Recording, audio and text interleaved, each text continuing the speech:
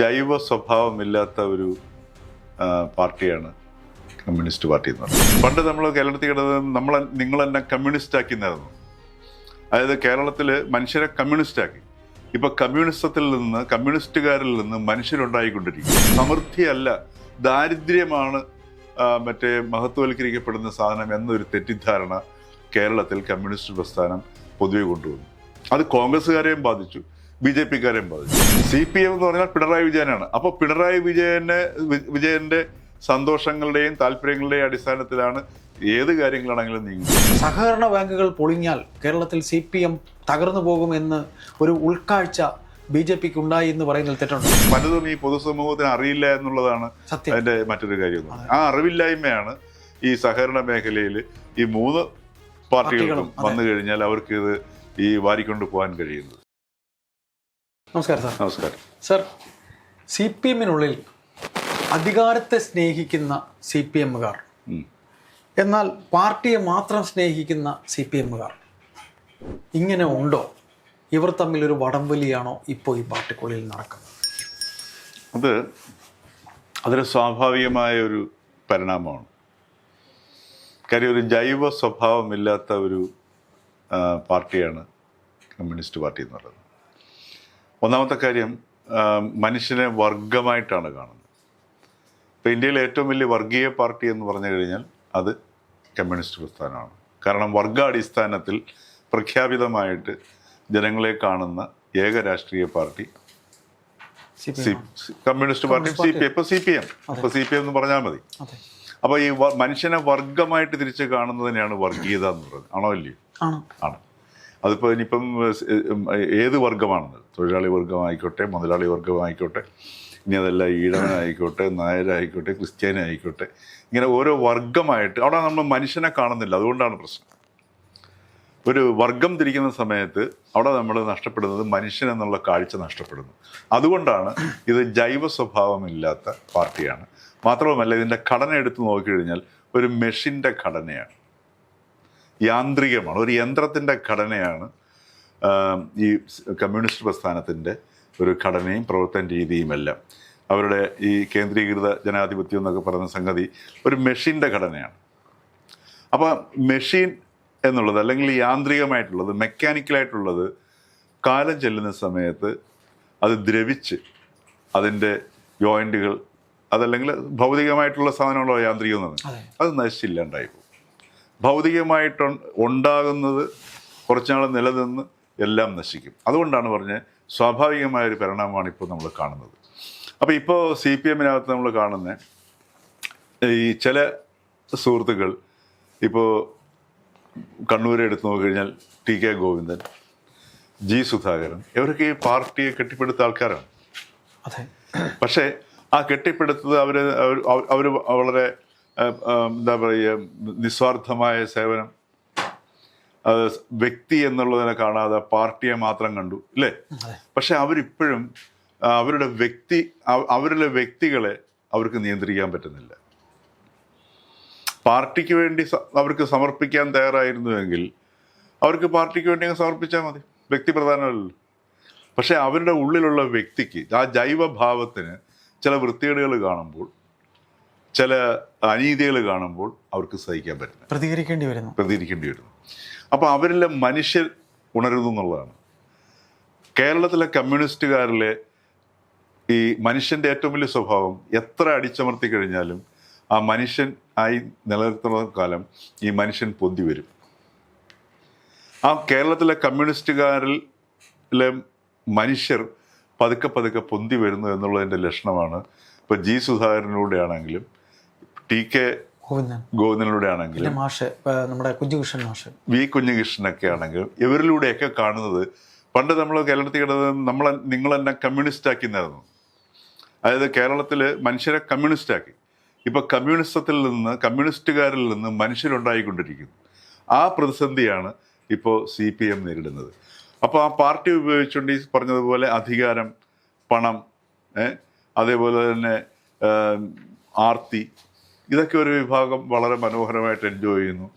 അപ്പോൾ ഇതിനൊക്കെ എതിരെയാണ് നിലപാടെടുത്തുകൊണ്ട് കമ്മ്യൂണിസ്റ്റ് പാർട്ടി രൂപം കൊള്ളുന്നത്. അവിടെയാണ് ഇവർ വർഗം തിരിച്ചിരുന്നത്. അതെ, മനസ്സിലായില്ലേ?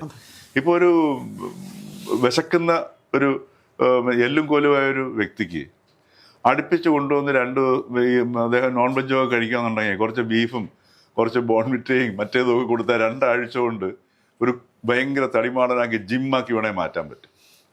അത്രേ ഉള്ളൂ സംഗതി. അപ്പോൾ കേരളത്തിൽ സംഭവിച്ചത് അത് തന്നെയാണ്. കേരളത്തിലും ഈ പറഞ്ഞതുപോലെ ഈ പേക്കോലങ്ങളും പട്ടിണിയെ കണ്ടപ്പോഴത്തേക്ക് അതൊരു വർഗം, അതേപോലെ തന്നെ കുടവയറും ദുർമനസ്സായിട്ട് നടന്നപ്പോൾ അത് വേറൊരു വർഗം. അപ്പൊ ഈ പറഞ്ഞതുപോലെ ഈ പേക്കോലങ്ങളെല്ലാം സംഘടിപ്പിച്ചിട്ട് അവർ നമ്മുടെ ശത്രുവാണെന്ന് പറഞ്ഞ് അവരെ അറ്റാക്ക് ചെയ്തു. അതിൽ കുറെ വിജയിച്ചു. കുറച്ച് കഴിഞ്ഞപ്പോഴത്തേക്ക് എന്ത് പറ്റി? ഇവരും ഈ പറഞ്ഞതുപോലെ ഈ നന്നായിട്ട് ഭക്ഷണമൊക്കെ കഴിച്ചു സുഖലോലിതം മറ്റവരെക്കാൾ വലിയ ജീർണതയിലേക്ക് എത്തിയിരിക്കുന്നു. ഇവിടെയാണ് ഈ വർഗം കാണുമ്പോഴുള്ള പ്രശ്നം. അല്ല സാർ, ഈ വർഗം ഈ പാർട്ടിക്കകത്ത് കാശുള്ളവനും കാശില്ലാത്തവനെന്നും വർഗം പറഞ്ഞൂടെ സാർ? അല്ലെ, അതുകൊണ്ടാണ് ക്ലാസിഫിക്കേഷൻ പറഞ്ഞു, രണ്ടു തരത്തിലും പറഞ്ഞു. ചില വ്യക്തികളൊക്കെ ഇപ്പം ഈ പറഞ്ഞതുപോലെ പറഞ്ഞ പോലെ തിന്നു കൊഴുത്ത് അങ്ങനെ. അപ്പൊ ചിലരൊക്കെ ഈ പറഞ്ഞ ഭക്ഷണം വെച്ചിട്ട് ഞാൻ കമ്മ്യൂണിസ്റ്റുകാരനാണ്, അതുകൊണ്ട് എനിക്ക് ജിലേബി കഴിക്കാൻ പാടില്ല, വട മാത്രമേ കഴിക്കാൻ പാടുള്ളൂ, അതും പരിപ്പുവട മാത്രമേ കഴിക്കാൻ പാടുള്ളൂ, ജിലേബി ബൂർഷ്വാ ഭക്ഷണമാണ് എന്നൊക്കെ വിശ്വസിച്ചിരിക്കുന്ന പാവങ്ങൾ ഇപ്പോഴും ഈ പാർട്ടിയിലുണ്ട്. സാർ പറയുന്നത് കറക്റ്റ്. മനസ്സിലായില്ലേ? അപ്പോൾ ഒരു മൈസൂർ പാക്ക് കിട്ടിക്കഴിഞ്ഞാൽ അത് നമുക്ക് കഴിക്കാൻ പാടില്ല, അത് ബൂർഷ്വാ ഭക്ഷണമാണ്, നെയ്യും മറ്റു കാര്യങ്ങളൊക്കെ ഉണ്ട് എന്ന് വിശ്വസിച്ച് പാർട്ടിയെ കെട്ടിപ്പിടിക്കുന്ന ജീവിതം പഴാക്കി ഒരുപാട് മനുഷ്യരുണ്ട്. അപ്പൊ അതിലൊക്കെയുള്ള ആൾക്കാരാണ്. ഇപ്പം TK ഗോവിന്ദനൊക്കെ പറഞ്ഞു എൻ്റെ വീട്ടിലൊന്നും നോക്കൂന്നാ പറയുന്നത്. ഒന്ന് ആലോചിച്ച് നോക്കൂ. അപ്പൊ അദ്ദേഹത്തിന് ഈ ഇത്രയും അദ്ദേഹത്തിന് നല്ല പ്രായമുള്ള മനുഷ്യനാണ് അല്ലേ? ഇത്രയും നാൾ ജീവിച്ചിട്ട് അദ്ദേഹത്തിന് ഈ പറഞ്ഞാൽ അദ്ദേഹത്തിന് അധ്വാനിച്ച് അദ്ദേഹത്തിന്റെ കുടുംബത്തിന് അത്യാവശ്യം സമ്പത്തുണ്ടാക്കിയോ അതല്ലെങ്കിൽ സുഖകരമായിട്ട് ജീവിക്കാനുള്ള അവകാശം അദ്ദേഹത്തിനുണ്ട്. പക്ഷെ അത് ബോധപൂർവം നിരസിച്ചുകൊണ്ട് അതല്ല പാർട്ടിക്കൊരു ദരിദ്രമുഖം വേണം, ഒന്നും സമ്പാദിക്കാതിരിക്കുന്നതാണ്, സമൃദ്ധിയല്ല ദാരിദ്ര്യമാണ് മഹത്വവൽക്കരിക്കപ്പെടുന്ന സാധനം എന്നൊരു തെറ്റിദ്ധാരണ കേരളത്തിൽ കമ്മ്യൂണിസ്റ്റ് പ്രസ്ഥാനം പൊതുവെ കൊണ്ടുവന്നു. അത് കോൺഗ്രസ്സുകാരെയും ബാധിച്ചു, BJPക്കാരെയും ബാധിച്ചു. അതുകൊണ്ടാണ് കേരളത്തിലെ കോൺഗ്രസ്സുകാരാണെങ്കിലും BJPക്കാരാണെങ്കിലും എല്ലാം ഈ പറഞ്ഞതുപോലെ ഈ ദാരിദ്ര്യത്തെ മഹത്വവൽക്കരിക്കുന്ന ഒരു സ്വഭാവത്തിലേക്ക് മാറി. പണ്ടൊക്കെ കോൺഗ്രസ്സുകാരൊരു കതറുടുപ്പ് വാങ്ങിച്ചു കഴിഞ്ഞാൽ കീറുമായിരുന്നു. മനഃപൂർവ്വം കീറി ഉപയോഗിക്കും. കാര്യം ഞങ്ങൾ ദരിദ്രരുടെ കൂടെയാണെന്ന് അറിയുക. അപ്പൊ അങ്ങനെ ദാരിദ്ര്യം മഹത്വവൽക്കരിക്കപ്പെട്ട ഒരു സംസ്കാരത്തിലാണ് ഇന്ന് കേരളം. ഒരു ഒറ്റ കാര്യം ഞാൻ മാത്രം പറയാം. അതായത് കേരളത്തില് അട്ടപ്പാടിയിലെ മധു അദ്ദേഹം പട്ടിണി കൊണ്ടാണ് ഒരു മോഷണം നടത്തി. പട്ടിണി കൊണ്ടല്ല മരിച്ചത്, പക്ഷെ പട്ടിണിയാണ് അദ്ദേഹത്തെ മരണത്തിലേക്ക് നയിച്ചത് ഇല്ലേ? ഒരു ബ്രെഡിന്റെ കഷ്ണം അദ്ദേഹം വിശന്നിട്ട് എടുത്തു എന്നുള്ളതിന്റെ പേരിൽ. പക്ഷെ കേരളത്തില് ഇന്ന് പട്ടിണി കൊണ്ട് ആരും മരിക്കുന്നില്ല. പക്ഷെ അമിത ഭക്ഷണം കൊണ്ട് ഒരു ദിവസം എത്ര പേര് മരിക്കുന്നു അല്ലേ? അമിത ഭക്ഷണം കൊണ്ട് എത്ര പേര് ചത്തവരെ പോലെ ജീവിച്ചിരിക്കുന്നു അല്ലേ? ICUവിൽ കിടക്കുന്ന പോലെ രാവിലെ ബ്രേക്ക്ഫാസ്റ്റിനേക്കാൾ കൂടുതൽ ഗുളിക കഴിച്ച് ജീവിക്കുന്ന മനുഷ്യരാണ് ഇന്ന് കേരളത്തിലുള്ളത് അല്ലേ? ചത്തതിനൊപ്പം ജീവിക്കുന്നു, അതായത് മരിച്ചു ജീവിക്കുന്നു. ഇതെല്ലാം അമിത ഭക്ഷണം കൊണ്ടാണ്. അപ്പൊ അമിത ഭക്ഷണം കൊണ്ട് മരിക്കുന്ന കൂടുതൽ ആൾക്കാർ മരിക്കുന്ന ഒരു സംസ്ഥാനത്ത് ദാരിദ്ര്യം ഇപ്പോഴും മഹത്വവൽക്കരിക്കപ്പെട്ട് നിൽക്കുന്ന ഒരു അവസ്ഥയിലേക്ക് വരുന്നു. ഈ ഒരു അന്തരീക്ഷമാണ് ശരിക്കും പറഞ്ഞാൽ ഈ കമ്മ്യൂണിസ്റ്റ് പ്രസ്ഥാനം കേരളത്തിൽ സൃഷ്ടിച്ചത്. സാംസ്കാരികമായിട്ട് നമുക്ക് സർഗാത്മകത എന്നൊരു സംഗതി ഇല്ലാതായിപ്പോയി. അപ്പൊ അതുകൊണ്ടാണ് ഇപ്പൊ ഇത് എന്ത് പറ്റി? വളരെ സമർത്ഥനായ ഒരു വ്യക്തി വന്നു. ഇപ്പം പാർട്ടി എന്ന് പറഞ്ഞാൽ പിണറായി വിജയൻ, CPM എന്ന് പറഞ്ഞാൽ പിണറായി വിജയനാണ്. അപ്പൊ പിണറായി വിജയന്റെ സന്തോഷങ്ങളുടെയും താല്പര്യങ്ങളുടെയും അടിസ്ഥാനത്തിലാണ് ഏത് കാര്യങ്ങളാണെങ്കിലും നീങ്ങുന്നത്, ഈ പാർട്ടി നീങ്ങുന്നത്. ഇപ്പം ശൈലജയോടെ മത്സരിക്കണം, P. ജയരാജന് സീറ്റ് കൊടുക്കണോ വേണ്ടയോ? ഞാൻ ചോദിക്കാൻ വരികയായിരുന്നു. അദ്ദേഹത്തിന്റെ കരിയർ അവസാനിക്കുകയാണ്. അപ്പൊ ഇതെല്ലാം നിശ്ചയിക്കുന്നത് അദ്ദേഹമാണ്. അപ്പൊ എന്ത് പറ്റുന്നു? അപ്പൊ അവിടെയും ഈ പ്രശ്നങ്ങൾ ഉണ്ടാവുന്നു. അപ്പൊ ഈ ഒരു വ്യക്തിയിലേക്ക് കേന്ദ്രീകരിക്കുന്നു മനസ്സിലാവുന്നു.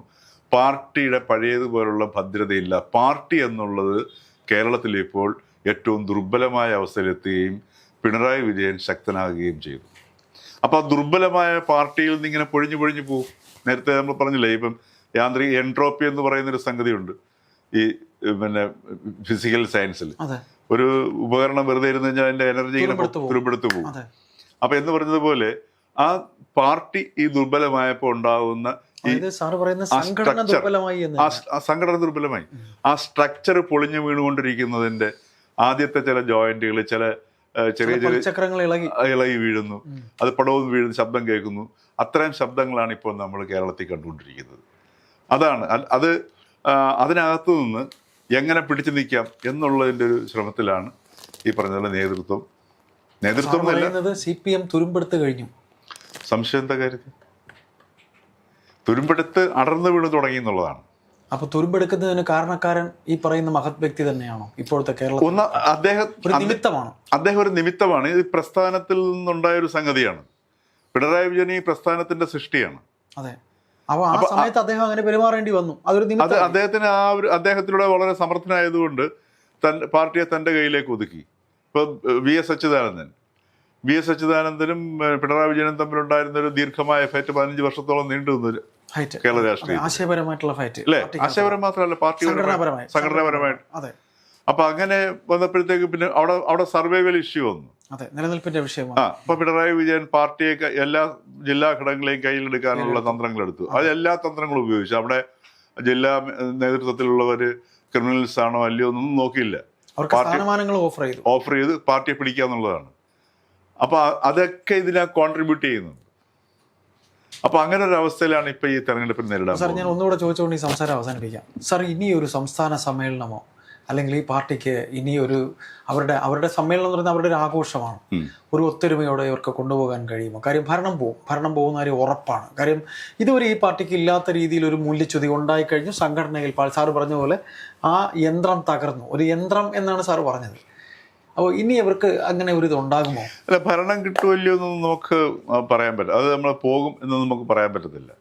എന്തുകൊണ്ട് സാർ? അത് അങ്ങനെയാണ്. കാരണം ഇപ്പോഴും ഈ പറഞ്ഞതുപോലെ ഒറ്റയടിക്ക് തകരുകയല്ലേ ചെയ്യുന്നത്. ഇപ്പൊ തന്നെ ചെറിയ അതാ പറയുക, ചെറിയ ഇപ്പൊ ഈ ഒരു കപ്പൽ മുങ്ങാൻ തുടങ്ങി കഴിഞ്ഞാലും ഒറ്റയടിക്ക് മുങ്ങത്തില്ല. വലിയ ഏകദേശം ഇങ്ങനെ പതുക്കെ പല ലക്ഷണങ്ങൾ കാണിക്കത്തേ ഉള്ളൂ.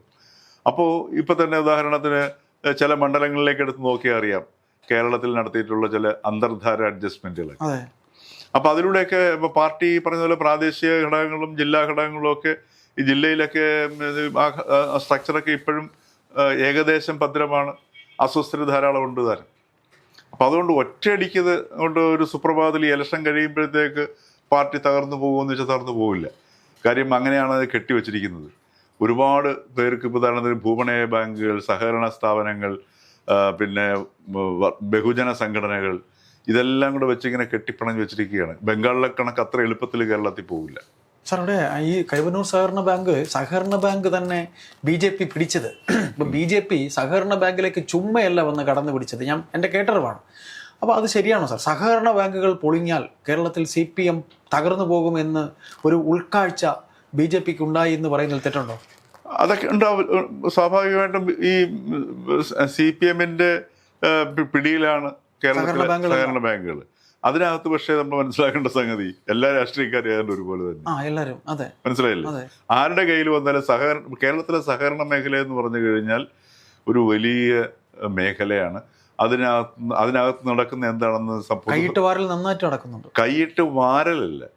ഈ പറഞ്ഞതുപോലെ ഈ മറ്റേ ഈ നമ്മുടെ ഈ JCB ഒക്കെ വെച്ച് കോരിയെടുക്കുമല്ലോ, അതുപോലെയാണ് ഈ സഹകരണ മേഖലയിൽ നിന്ന് ആൾക്കാർ